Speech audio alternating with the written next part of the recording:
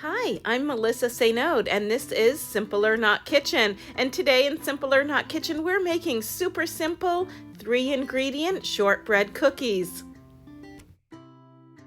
I absolutely love shortbread cookies. I think they're one of my favorite cookies, and the ingredient list is so simple. Only 3 ingredients. We just really need butter, powdered sugar, and flour. We don't need baking powder, we don't need eggs, we don't need any of that stuff for a shortbread. We can always flavor our shortbreads if we'd like. We can put in a little bit of vanilla, a little bit of almond extract, or even some cocoa powder, but we're just making the basic plain ones with just those 3 ingredients. So although the ingredient list for shortbread cookies is pretty basic and simple, I've tried making shortbread cookies over the years, and I have had trouble getting them to come out just that perfect consistency. So this year I tried something a little bit different, and they came out just perfect. But the trick really is to start with room temperature butter. I left my butter sitting out on the counter at room temperature overnight. So my butter is not too soft, it's not too hard, and it's just that perfect consistency.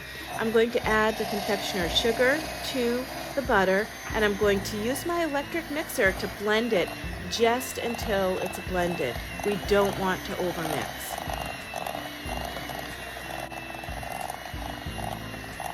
And then in goes our flour, and again, I'm not going to overmix it.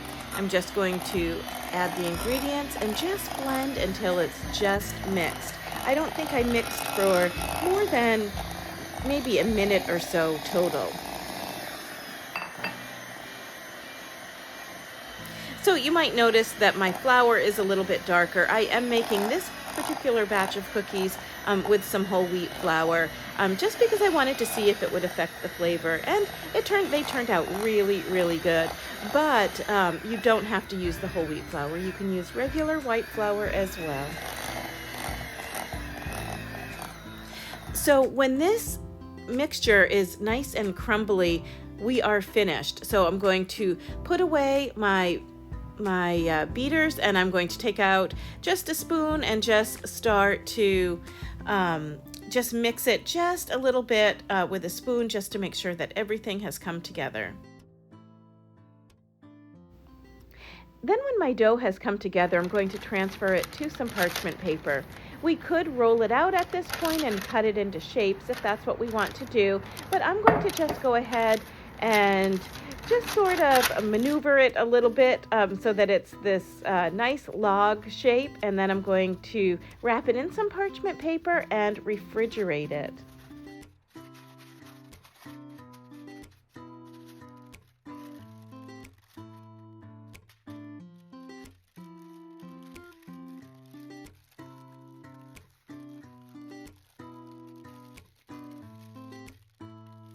And then I'm just going to pop my dough into the refrigerator, and then when I am ready to make the cookies, I'm going to just go ahead and take them out of the refrigerator and slice them into shapes.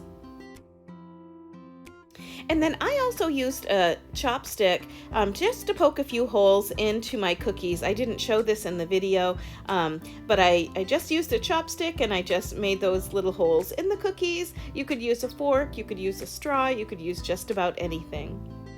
And these cookies came out so buttery and so crisp and so delicious. I just loved them.